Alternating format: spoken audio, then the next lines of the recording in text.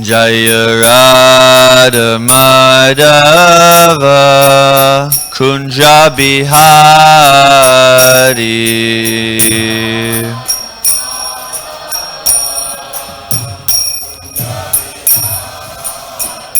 Jaya Gopi Jana Vallabha Girivardhari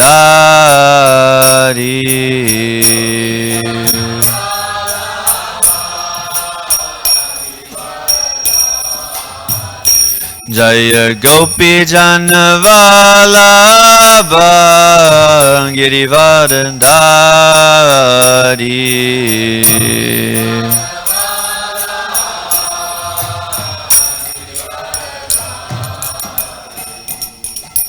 Yasoda Nandana Brajajana Ranjana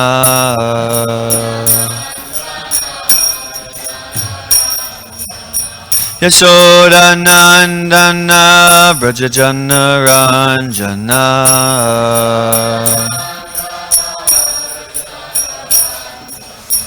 Yamuna Tira Vanachari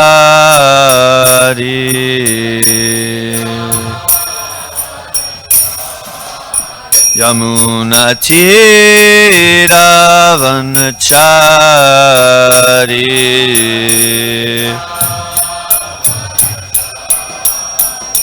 Jaya Radha Madhava Kunja Bihari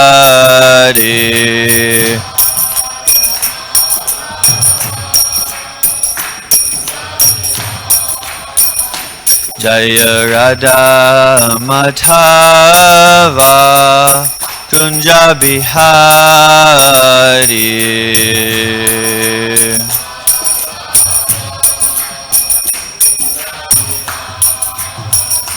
Jaya Gopi Jana Vallabha Girivardhari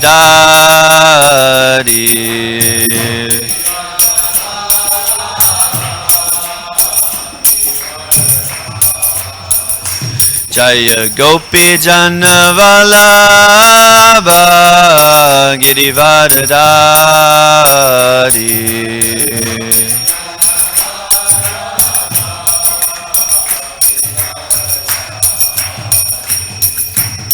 Yasoda Nandana Brajajana Ranjana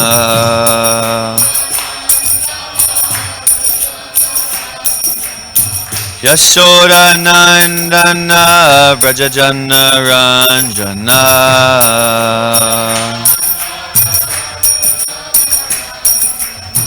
Yamuna Tira Vanachari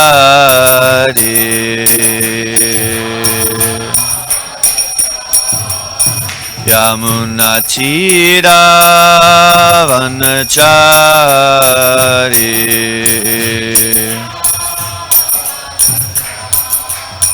Yamuna Tira Vanachari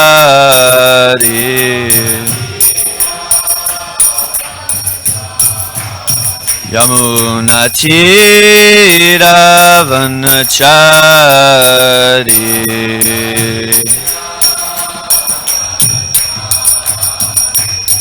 Hare Krishna, Krishna Krishna, Hare Hare, Hare Rama, Rama Rama, Hare Hare.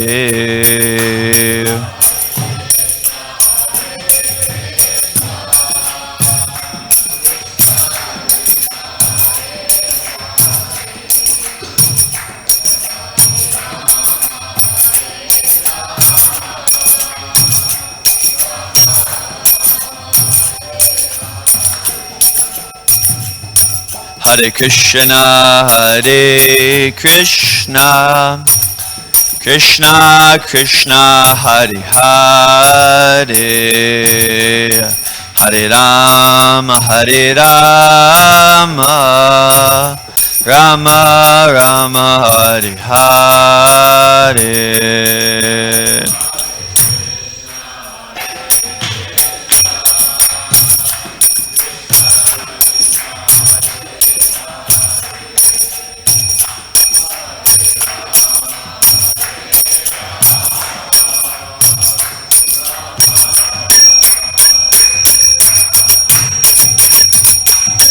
Hare Krishna,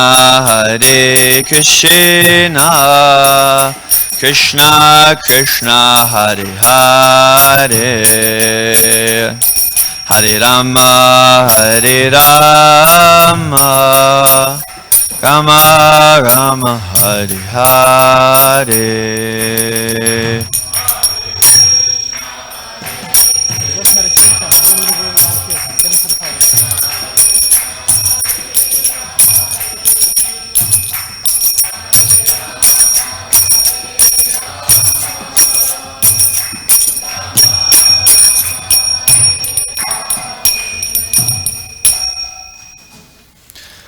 Jaya Om Vishnupad, Charya Ashtotar Shata Shri Srimad, His Divine Grace Srila A.C. Bhaktivedanta Swami Srila Prabhupada Ki Jai, Patita Pavana, Savior of the Fallen Souls, Srila Prabhupada Ki Jai, ISKCON Founder Charya Srila Prabhupada Ki Jai.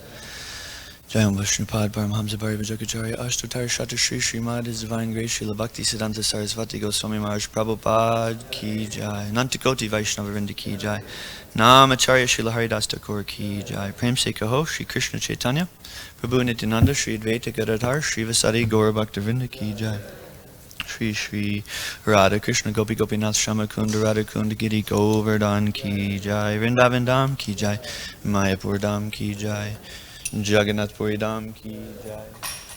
All glories assembled devotees, all glories assembled devotees, all glories assembled devotees, all glories to Shri Shri Guru and Gauranga, all glories to His Divine Grace, Srila Prabhupada.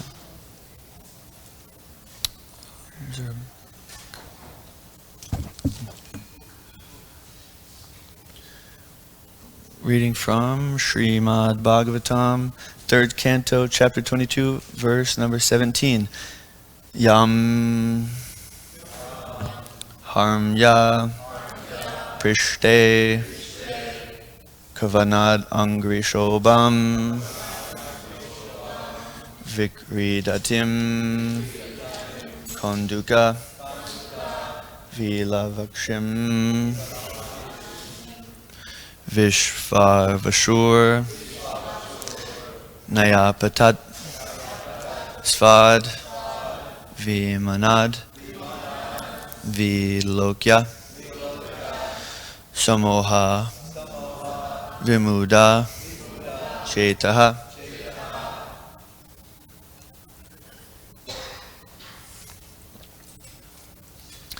Yamharmya Prishte Kavanadangri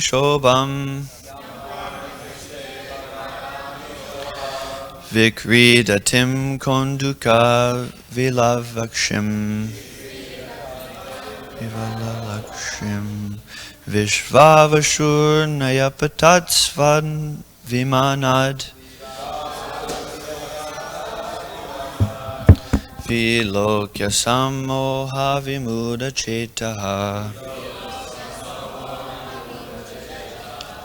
Yam Harmya Prishte Kvanad Angrishobam Vikridatim Konduka Vilav Vivalakshim Vishvavashur Nayapatat Svad Vimanad Vilokya Samoha Vimuda Chetaha. Yam Harmya Prishte Kvanad Angrishobam Vikridatim Konduka Vilavakshim Vishvavashur Nyapatat Svavimanad Vilokya Samoha Vimuda Chetaha.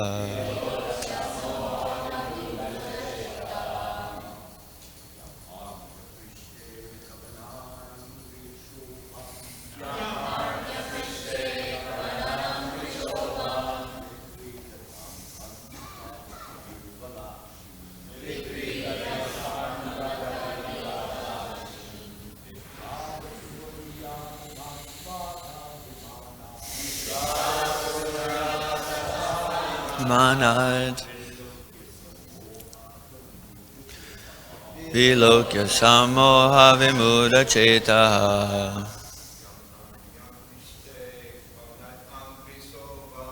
Yamarma Krishte Kvadaram Vishobam Vigridatim Ganuduka Vivalakshim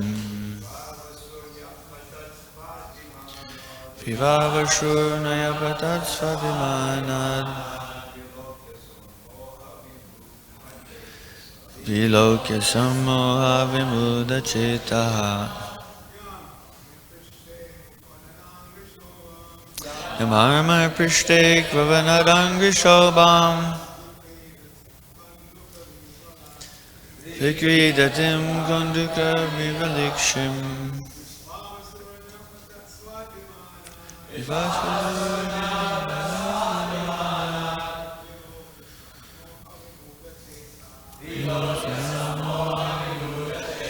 Vaishnavis Yam Haramya Prishte Vadanangishobam Vivashur Vilakshim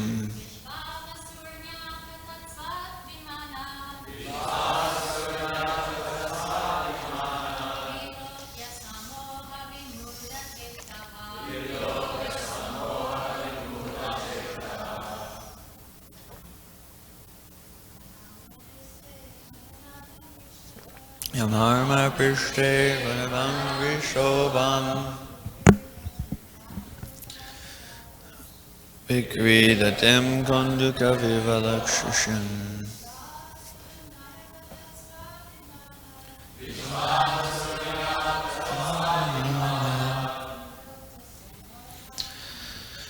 Vilokya Samoha Vimuda Chetaha Yam Hum Harmya Prishte on the roof of the palace Kvanat Angrishobam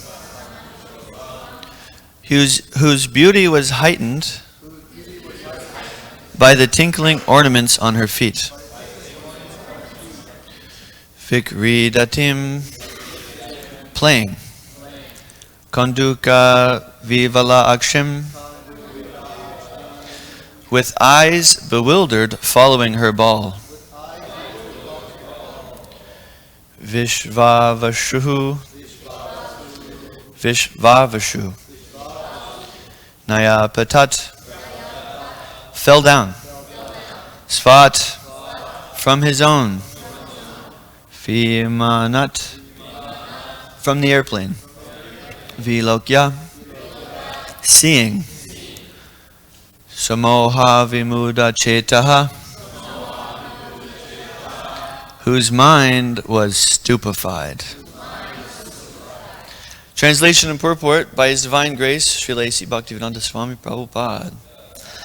I have heard that Vishvavashu, the great Gandharva, his mind stupefied with infatuation, fell from his airplane after seeing your daughter playing with the ball on the roof of the palace.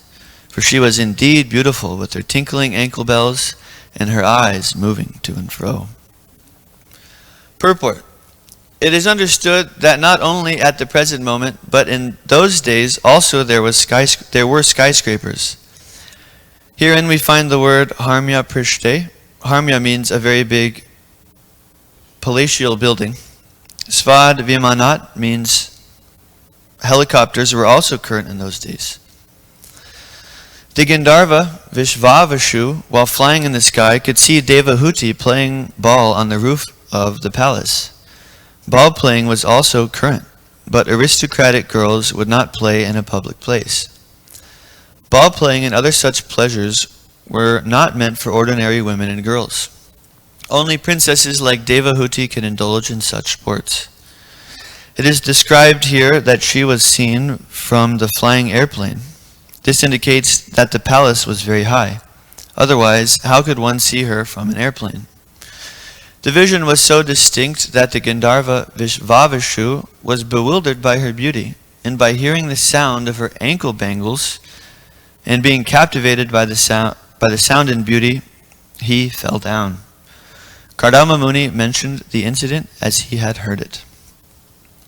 Om Agyanti Ramasha Giranjana Shalakaya Chakshul Militam Yena Tasmai Shri Gurave Namaha Shri Chaitanya Madobishtam Svatpitam Yena Bhutale Svayam Rupa Karanmayam Vadadikam Vadadikam Nama Om Vishnu Vadai Krishna Pastai Buddhade Shrimati Sankarshan Dasari Kariti Namane Namo Prabhupada Nukaprema Vatiki Patmane Gaudeshava Karsha Tama Bhakti Varshane Nama Om Vishnu Vadai Krishna Pastai Buddhade Shrimati Bhakti Vedanta Svaminiti Namane Namaste Saraswati Devi Gauravani Pachadine Nivishesha Shunivari Paschat Yade Satadine.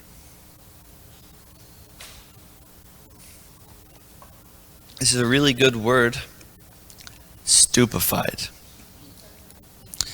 I looked up the dictionary definition. Actually, it means to make someone unable to think properly.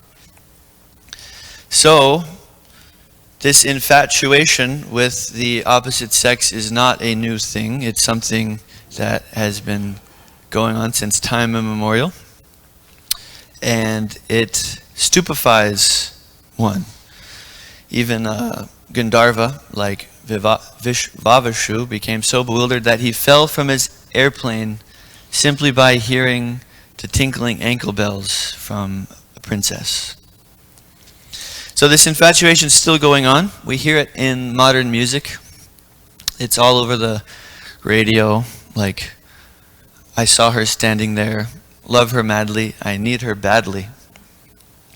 But this is actually these are quite cute compared to the modern graphic music. But yes, this is a very bewildering situation. The mind hearing about the tinkling ankle bells of a woman makes us become bewildered and forget everything. So our position now is we're looking for love in all the wrong places, or what we would call Maya Sukhaya, illusory happiness. This world is full of illusory happiness. We're always going for matter, which won't actually give us real satisfaction. It just appears to be pleasurable in the beginning, but in the end, we just get cheated, and we fall down from our position. So, the material world is sukha dukkha. There's happiness and distress. Bhagavad Gita says, Matra sparshastu konteya, shishtoshna sukha dukkha da. Agama payano nityas tamas titikshava bharata.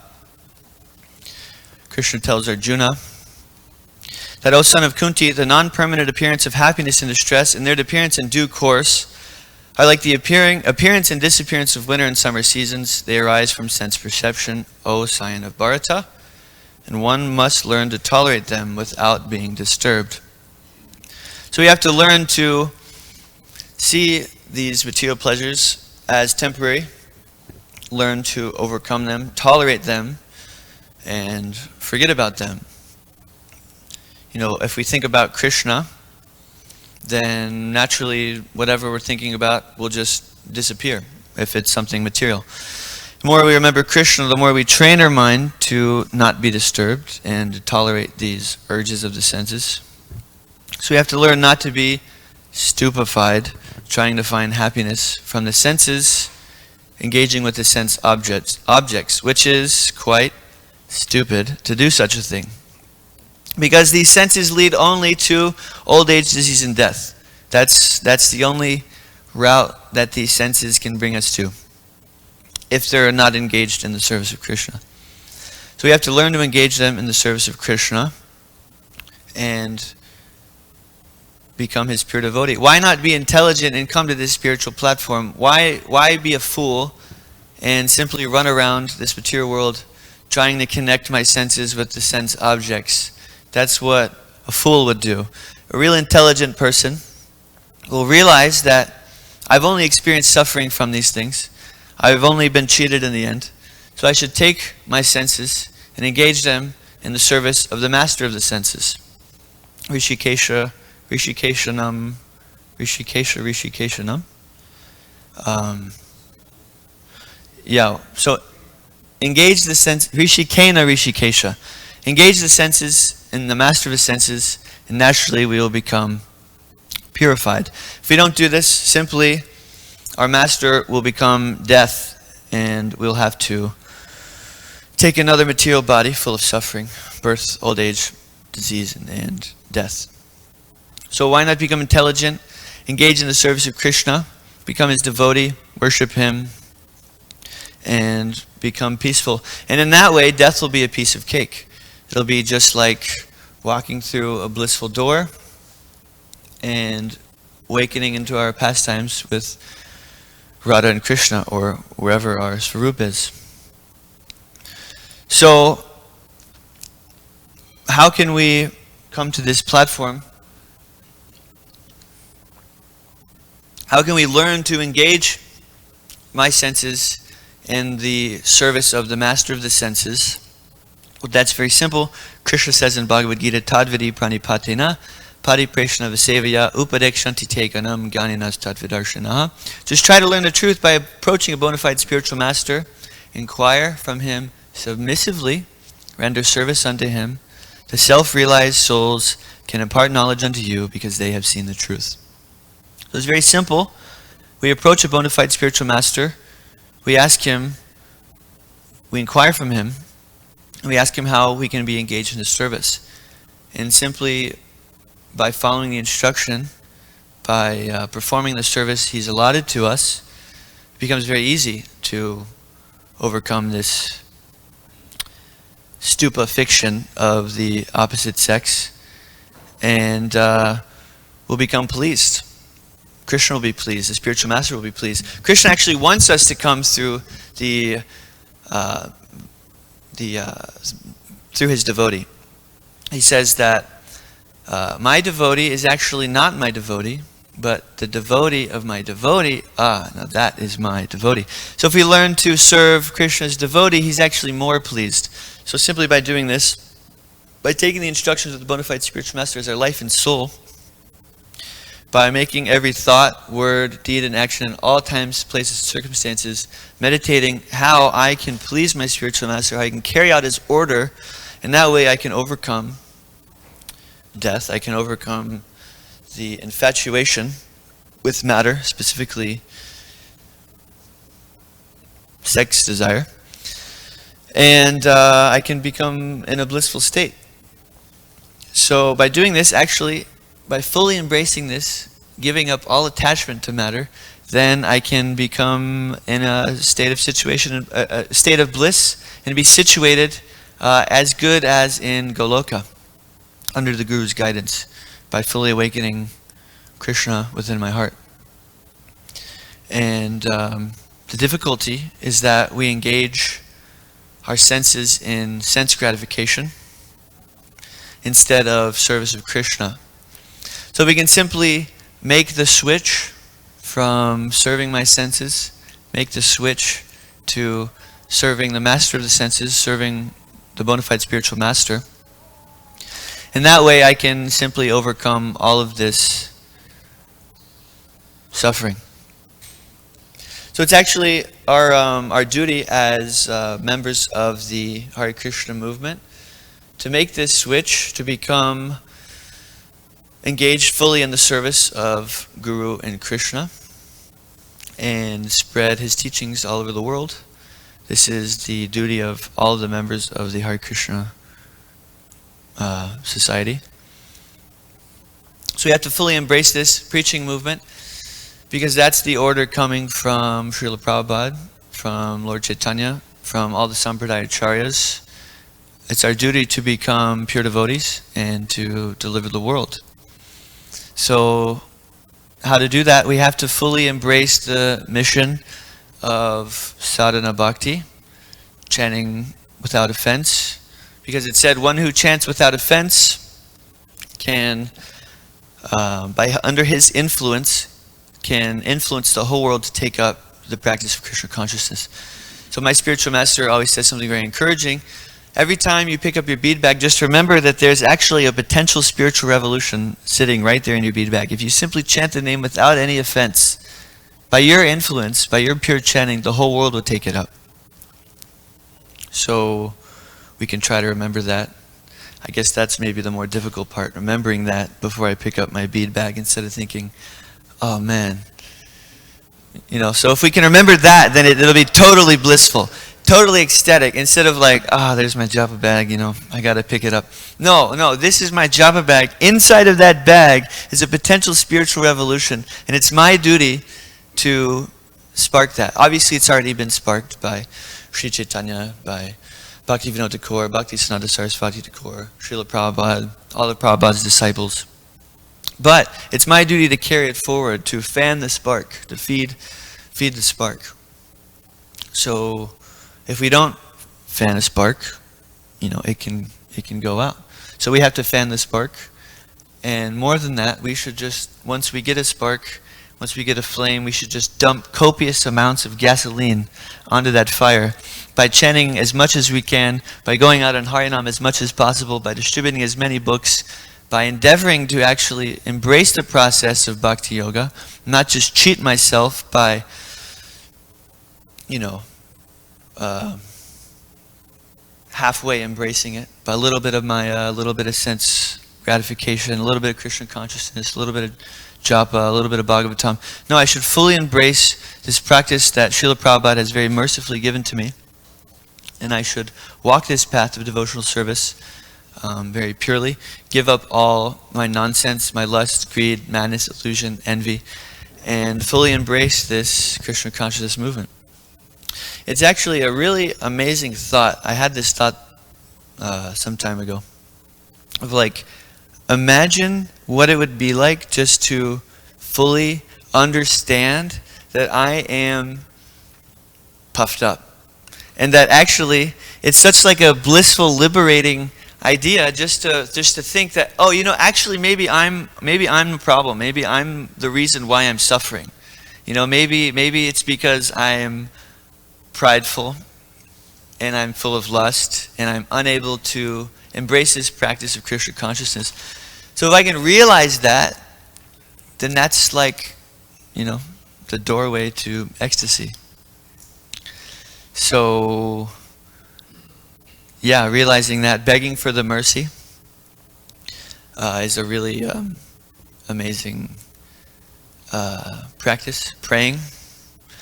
And if we can't remember to pray, then we can think of a devotee and we can ask them what to do. And they'll most likely tell us to pray. I had one experience where Jagat Trata remembers. I don't know.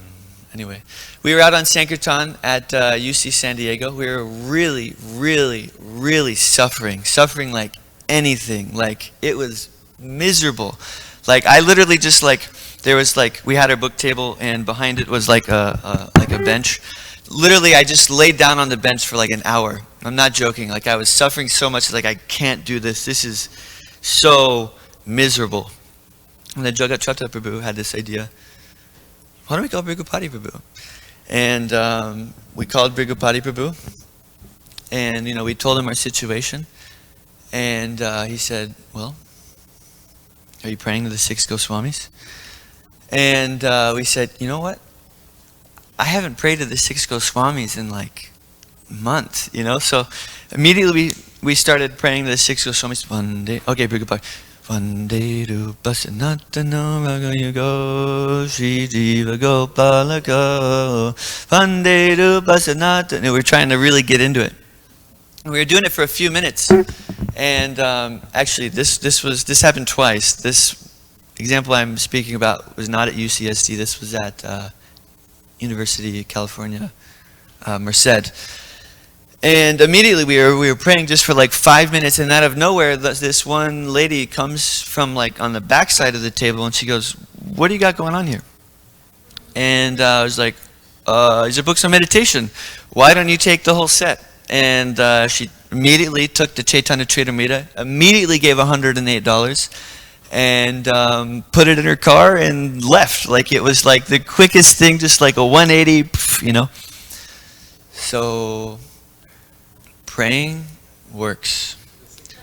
Six Goswamis, yes. My spiritual brother, my god brother, one time he told me, if we have any special attraction towards any figure from, Srimad Bhagavatam, from stories we've heard from Srila Prabhupada, from Chaitanya Lila, that's actually Krishna's special mercy bestowed upon us, to have some special attraction towards them. So if we simply just offer them a prayer, immediately, once we offer that prayer, immediately our mind becomes uplifted off of the material platform and becomes immediately situated on the platform of Brahman. So simply by offering a prayer to someone we have some special attraction for, we can experience something like this. And the six Goswamis definitely works. I mean, they want us to push forward this movement. They want us to be liberated from material anxiety. They want us to be pure devotees. So if we pray to them, why wouldn't they give it to us if we actually want it? We actually have to want it too. We actually have to realize my position. I actually have to realize, I am the problem. I am puffed up. I need the mercy. And then that qualifies me to receive it. If I think otherwise, that I don't need it, or I may offer some mechanical thing. There may be something, but if we're offering mechanically, then the reciprocation we get won't be as direct. So, this is very important things to pray for the mercy, beg for the mercy. We have to become beggars. It's actually really amazing in the one bhajan by Narottam Das Thakur, Shri Krishna Chaitanya Prabhu Doya Kodamore Toma Bina Ke Doyalu Jagata Samsade Patita Pa. The second one is really amazing. Patita Pavanaitu Tava Avatada Mosama Patita Prabhu Napa Beyada.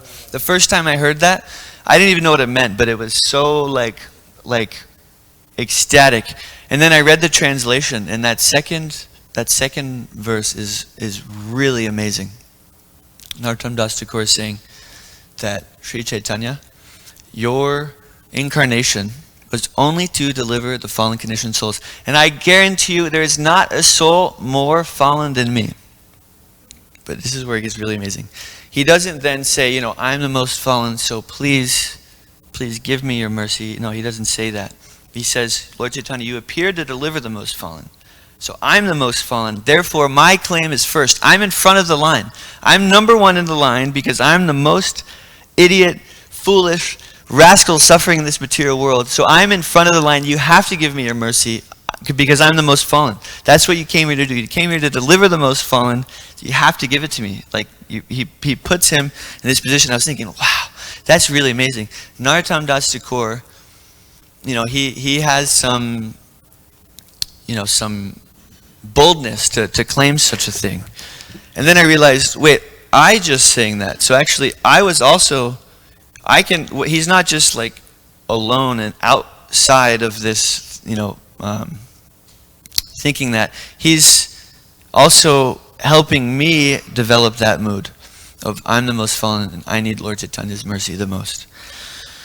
So let us embrace this Krishna consciousness movement. Let us try endeavor to become humble, to not be stupefied with the infatuation of the opposite sex, and embrace this process of Krishna consciousness fully, and make the switch today. Don't delay.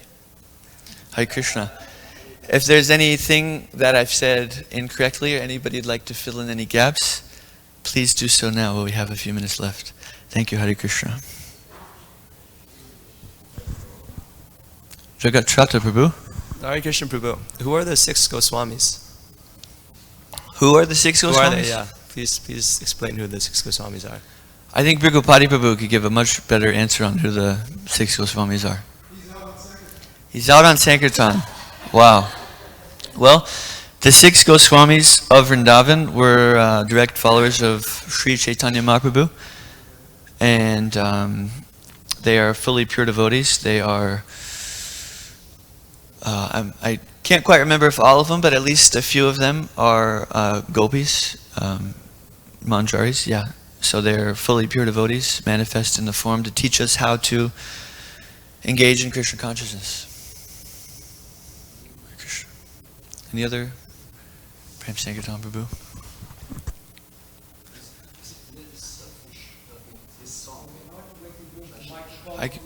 I can repeat.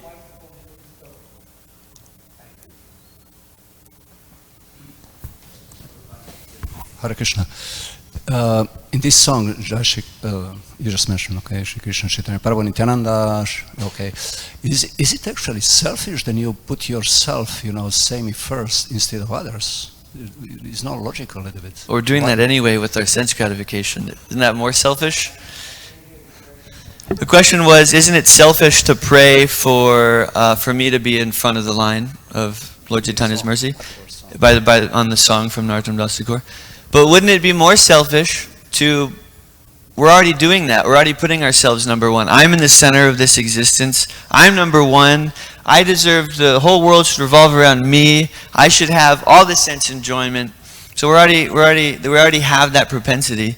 So we're engaging that propensity in service of Krishna. Sarvabhauma Prabhu. As far as I remember, one time, no, I don't mean one time I don't need the microphone.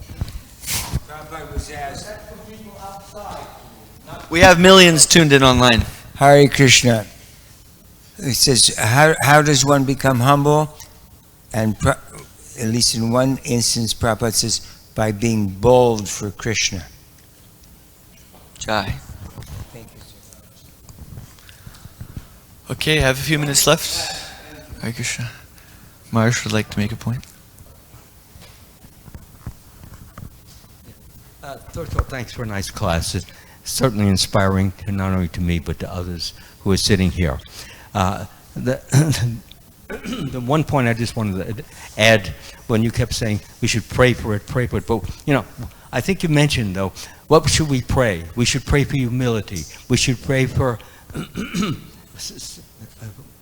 falling at the feet, lotus feet of the pure devotee, glorifying the spiritual words of the pure devotee in the scriptures.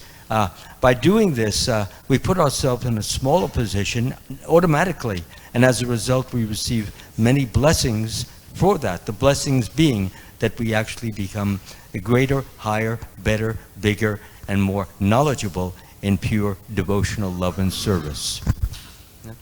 Jai, thank you so much. We have 1 minute left. Any other last burning points? Thank you for hearing Srimad Bhagavatam. All glories to Srila Prabhupada.